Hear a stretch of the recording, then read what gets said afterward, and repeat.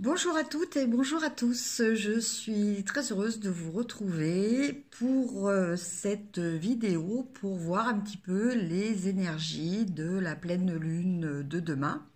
La pleine lune du 31 janvier. Donc, comme on en a parlé, comme vous avez sûrement lu un petit peu plusieurs articles là-dessus, j'en ai parlé aussi un petit peu à mon tirage d'hier.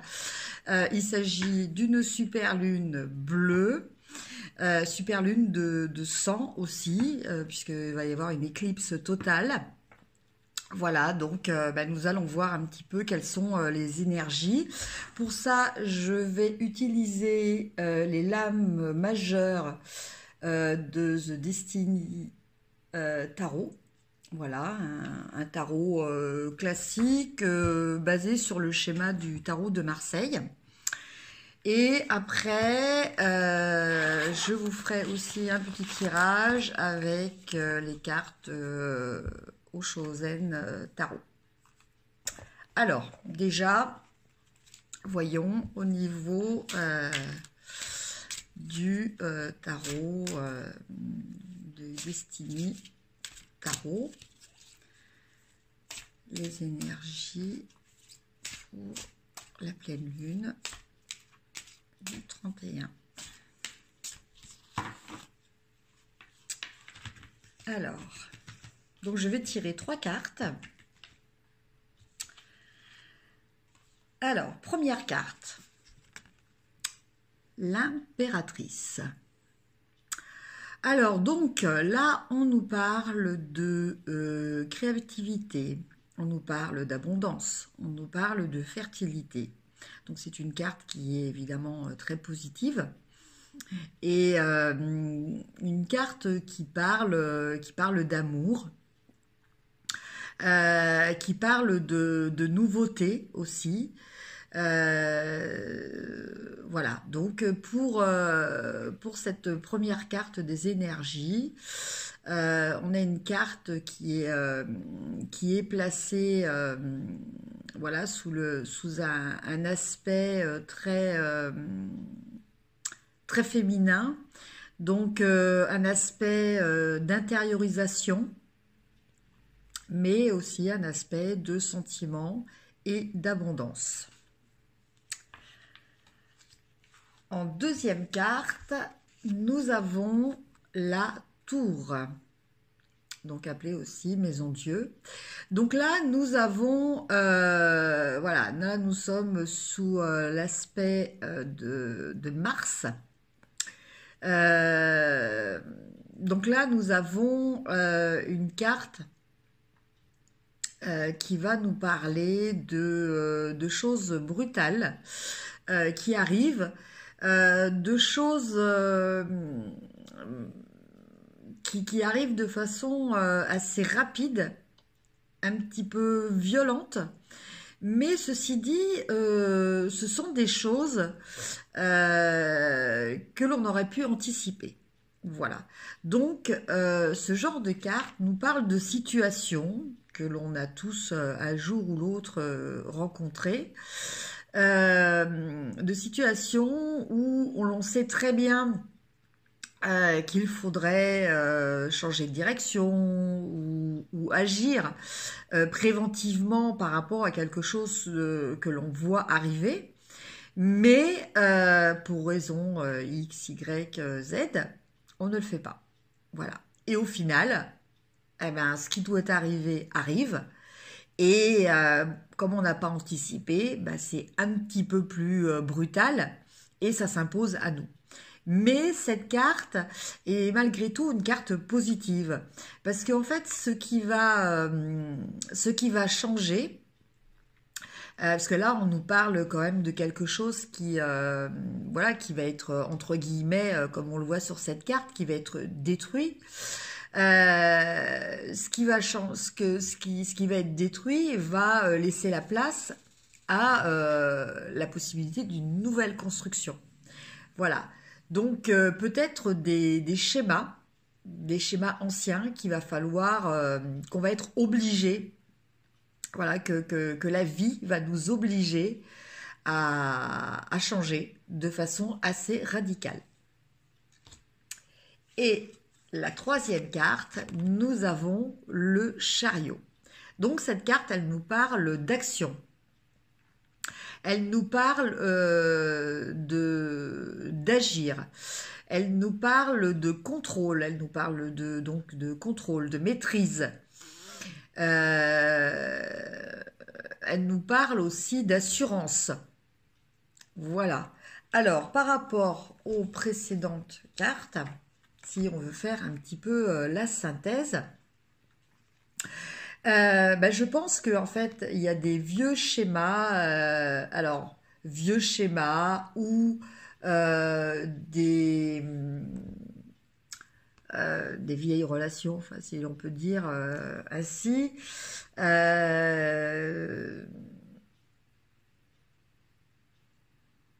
ou voilà, des comportements, euh, ou des situations, voilà, qui vont changer, voilà, qui vont s'arrêter de façon assez nette, assez brutale, mais toujours dans un but positif. Voilà, c'est toujours dans un but positif. Ce qui va justement suivre, c'est cette notion d'abondance, voilà, qui est très importante aussi dans le jeu. Donc, abondance, créativité, amour. Donc, je vous laisse l'adapter par rapport à la situation. Déjà, peut-être une situation, je vous le dis, c'est rapide, c'est brutal, mais ce n'est pas quelque chose qui est totalement imprévisible. C'est-à-dire c'est quelque chose que peut-être vous vous disiez non, ça va pas se faire, non, non, mais en fait si, ça va se faire. Voilà, ça va arriver inexorablement. Mais tout est quand même sous contrôle. Voilà, tout est sous contrôle. Et donc là, on a la carte donc, qui parle de créativité, d'amour et d'abondance. Donc, on va repartir sur des choses plus positives que celles qui ont été détruites, entre guillemets. Voilà donc pour les cartes du tarot de la destinée. Et maintenant, on va regarder les énergies pour l'Oshozen. Alors,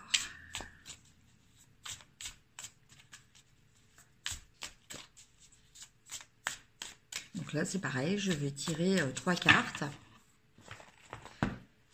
Donc, ce tarot peut être interprété de différentes façons.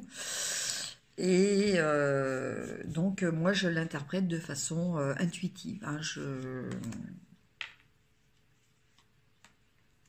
Je n'interprète pas selon les définitions qui sont données par l'auteur ou par rapport aux arcanes majeurs ou mineurs auxquels il fait référence puisque c'est un tarot. Alors, la première carte, nous avons le contrôle. Voilà, donc là, on revient un petit peu à la carte. Alors, attendez, je la reprends. Voilà, on revient un petit peu à cette carte-là. C'est la même énergie que cette carte-là. C'est-à-dire que là, on veut être dans le contrôle. On veut tout gérer. Donc, en fait, ça génère un enfermement. Et c'est pas quelque chose de durable. Donc effectivement, ça ne va pas durer, ça va, voilà. Vous voyez, ce personnage-là est complètement enclavé, complètement enfermé. Alors, certes, on ressent une volonté de tenir coûte que coûte, voilà, mais bon, c'est pas forcément notre destin. Et là, je pense que, en l'occurrence, voilà, il faut peut-être être plus dans le lâcher prise que dans le contrôle, à tout prix. Alors, la deuxième carte nous parle de solitude. Alors, cette solitude, de ce que je ressens, cette solitude, elle est voulue. Je penserais plus à une notion de retraite, voilà, à une notion de d'introspection.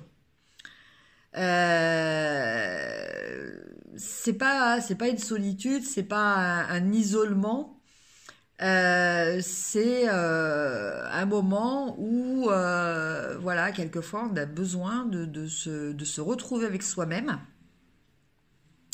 pour mieux voir où l'on doit se diriger. Voilà, se recentrer avec soi-même. Donc, c'est l'énergie que je ressens avec cette carte. Et enfin, la dernière, qui nous parle de fardeau. Alors, bah, le fardeau, vous voyez, comme on le voit sur cette carte, c'est les choses qui s'imposent à nous, enfin, qui semblent s'imposer à nous, mais c'est parce qu'en fait, on l'accepte aussi comme tel. Voilà. Le personnage que l'on voit sur cette carte, voilà, il porte un autre homme qui lui-même porte un coq. Mais si le personnage du bas refusait, voilà, ce qu'il est en droit de faire, voilà, il n'aurait pas ce fardeau. Donc, le fardeau nous parle peut-être de choses que l'on s'impose à, à porter, à des obligations, à, à accepter d'être contrôlé par d'autres personnes, d'être entre guillemets utilisé. Voilà. Donc bah là aussi, hein, je pense que voilà, il faut réagir par rapport à ça et bah, entre guillemets, il faut se délester de ces fardeaux. Et je pense que donc ça va se faire aussi par cette période de recentrage sur soi qui va permettre sûrement de se libérer du fardeau. Et on retrouve aussi cette notion d'obligation dans le contrôle aussi. Voilà. Alors le fardeau, là c'est vrai que je voulais exprimer par rapport à des contraintes extérieures, mais ça peut être aussi des contraintes que l'on s'impose. Voilà, des règles de vie, des principes moraux, voilà, qui nous enferment, des croyances limitantes aussi, voilà, qui nous sclérosent dans des situations qui sont, au bout d'un moment, totalement inconfortables et qui sont très lourdes à porter au final. Voilà, voilà donc les énergies de cette pleine lune. Donc, bah, globalement, je dirais que c'est une pleine lune que je ressens comme libératrice. Voilà, pour faire un petit peu un résumé de ces cartes. Libératrice par rapport à des contraintes, par rapport à des fardeaux, par rapport à des obligations que l'on nous impose ou que nous nous imposons. Et donc, il va y avoir une libération par rapport à ces schémas.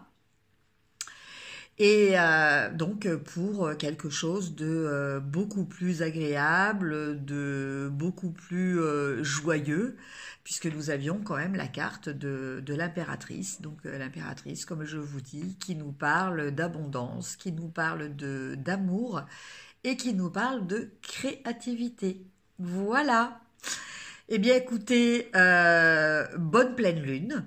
Hein. En tout cas, moi, je ressens qu'elle va être très, très bénéfique. Elle va nous faire du bien, parce que c'est vrai que ces derniers temps, euh, tous les mouvements lunaires se sont succédés quand même à une cadence relativement importante, parce qu'il y a quand même eu deux éclipses en peu de temps. Là, on a aussi les deux pleines lunes.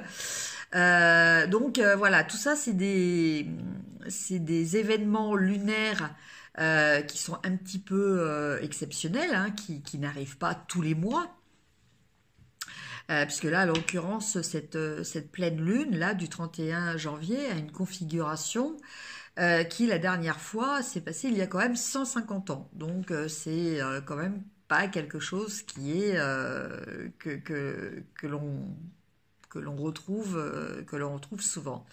Voilà, mais je la sens très très positive. Écoutez, je vous souhaite donc une excellente pleine lune, qu'elle ne vous perturbe pas trop, restez confiants et surtout restez toujours positif. Voilà, pensez à la loi d'attraction, le positif attire le positif. À très bientôt et je vous remercie de m'avoir suivi et je vous embrasse. À bientôt, au revoir.